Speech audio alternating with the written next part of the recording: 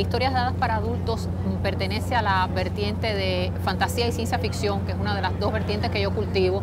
Y es el libro, digamos, más reciente publicado dentro de este tipo de narrativa fuera de Cuba, porque en Cuba yo publiqué obras de ciencia ficción y fantasía, pero no se conocían en el resto del mundo. Y ahora acaba de salir por primera vez este libro, que es uno de los que publiqué en la isla. Fue uno de los grandes bestsellers de ese año en Cuba. Y muchos cubanos que lo conocían me preguntaban constantemente cómo podían conseguir ese libro, lo querían tenerlo. Y bueno, ahora por suerte Minotauro acaba de sacar esta edición para todo el idioma español, así que espero que es una oportunidad para que el público que no lo conoce pues pueda llegar a él. Cuéntanos un poco de qué versa el libro. Historias de Hadas para Adultos está compuesto por 3 noveletas, o sea, 3 novelas cortas, donde los géneros de la ciencia ficción y la fantasía se mezclan. Y cada una de estas historias es independiente una de la otra. Se puede decir, grandes aventuras, donde hay elementos de la literatura gótica, de terror, de la mitología, de la literatura llamado ciclo artúrico, mezclado con leyendas y mitos de todas partes del mundo, incluyendo el Caribe. Es un juego todo el tiempo, pero son novelas de tesis, que yo le llamo, porque cada novela plantea una tesis diferente en relación con, por ejemplo, la importancia del papel de la imaginación y la fantasía para el ser humano. También son novelas que juegan con las apariencias.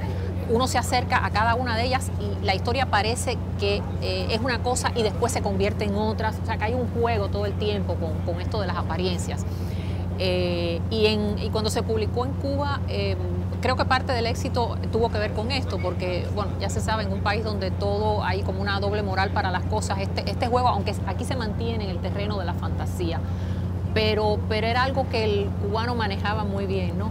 Sin embargo, ahora lo han leído lectores que no tienen nada que ver con Cuba y les gusta también mucho el libro por esta combinación de elementos fantásticos y de aventuras. Yo creo que, bueno, cuando yo me propongo una historia, primero me interesa contar una historia entretenida, porque yo como lectora odio los libros aburridos y que son ladrillos, ¿no?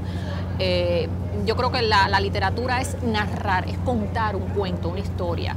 Y si un autor se enamora de las palabras y empieza a hablar y a hacer pura prosa poética, pero no cuenta nada, yo creo que eso es fatal para la obra narrativa.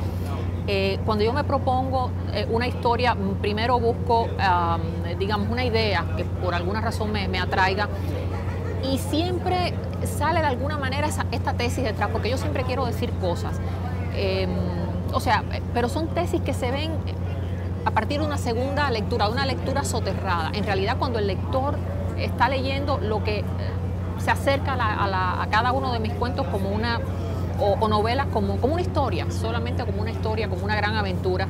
Y después, pues bueno, hay lectores que pueden hacer esa segunda lectura, que encuentran que hay, vamos a decirlo así, un mensaje debajo de esa literatura. Otros no, otros sencillamente se quedan con la historia y eso me parece bien. Pero yo me gusta escribir teniendo esos dos niveles, esas dos posibilidades.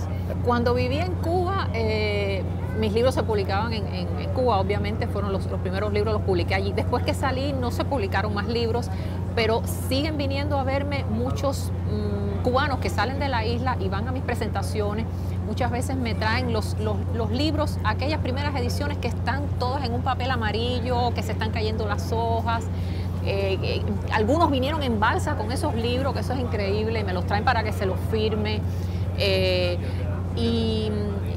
Pero tengo mucho público ahora afuera, incluso mi más reciente novela, que bueno, no es ninguna de estas dos, es La Isla de los Amores Infinitos, acaba de convertirse en la novela cubana más traducida de toda la historia, ya va por los 21 idiomas. Y eso quiere decir que el público se ha extendido, ¿no? Los lectores han crecido.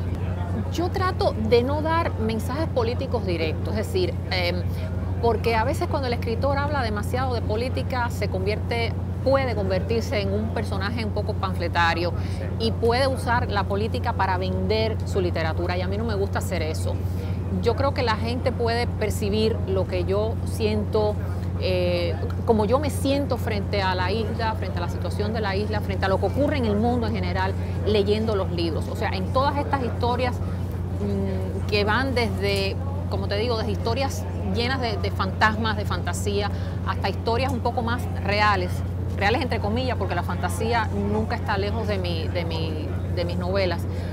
Siempre hay atisbos o sea, el lector puede saber qué es lo que yo creo, pero huyo del mensaje político. Yo creo que es más importante para el escritor llevar un mensaje humano, porque yo creo que si uno llega al corazón del lector y al espíritu del lector, eso hace más efecto que cualquier mensaje político. Sí, bueno, esta novela pertenece a un ciclo que yo titulé La Habana Oculta, porque fueron novelas que escribí cuando salí de Cuba. Yo quería decir una serie de cosas que no me atrevía a decir cuando estuve en la isla, y cuando salí pues me propuse hacer toda esta serie de novelas. Es un ciclo de 4 novelas que se pueden leer también independiente entre sí. Y la tercera novela del ciclo, que es El hombre, la hembra y el hambre, obtuvo el premio Zorín en el año 98 y fue la que me puso en contacto otra vez con el lector, ¿no? Es una novela que se mueve entre la fantasía y la realidad. Hay elementos de la llamada literatura realista, porque ocurre en una ciudad como La Habana, pero a la misma vez el elemento fantástico está presente en la novela. Yo creo que esa es una de las cosas que ha atraído más a los lectores. Es decir, esta conjugación de elementos de lo fantasmagórico con la situación social y política de un país. Y ahorita me hablabas del mensaje político, y el mensaje político está, por ejemplo, en esta novela, pero no es un panfleto. Yo no me gusta hablar del gobierno de un país, no me gusta mezclar una cosa con la otra. Yo creo que lo importante es que los personajes saquen a flote sus fantasmas, sus angustias, que la compartan con el lector, y cuando el lector se pone en la piel del personaje, en sus vivencias, eso hace más, creo que es más efectivo que cualquier mensaje político. Soy una mujer que escribe, simplemente, que ama la literatura, que vive para escribir. Me gusta también, como el resto de la humanidad, salir, divertirme, bailar. Me gusta bailar mucho. Adoro la música, escribo con música. Mis novelas tienen un fuerte componente musical. Y no solo porque escribo oyendo música, sino porque dentro de la trama hay elementos musicales importantes. Yo creo que el cubano lleva la música en el alma, en la sangre, y no me puedo librar de eso. Mi ascendencia es un poco rara, quizás por eso me inclino un poco por el elemento fantástico. Mi familia es de ascendencia asturiana y francesa.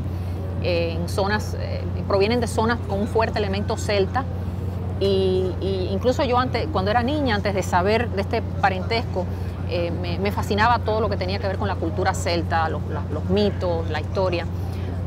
Son elementos que he incorporado, ¿no?, a las novelas. Hay una mezcla rara que creo que es lo que, si se quiere, distingue un poco estos libros de lo que pueden hacer otros autores. No digo ni que sean mejor ni peores, simplemente son diferentes, es lo que quiero decir. Y nada, vivo una vida normal en mi casa. Como te digo, dedico mucho tiempo a escribirme. Ese es mi trabajo, escribo todo el tiempo, y bueno, y salgo como los demás, viajo a veces. ¿Planes de futuro? Seguir escribiendo. Tengo muchos planes para muchos libros, no me alcanza el tiempo para escribir todo lo que quiero. ¿Cuál es la siguiente novela? Eso es un secreto. Nunca digo nada sobre lo que estoy escribiendo por superstición, pero ahí va.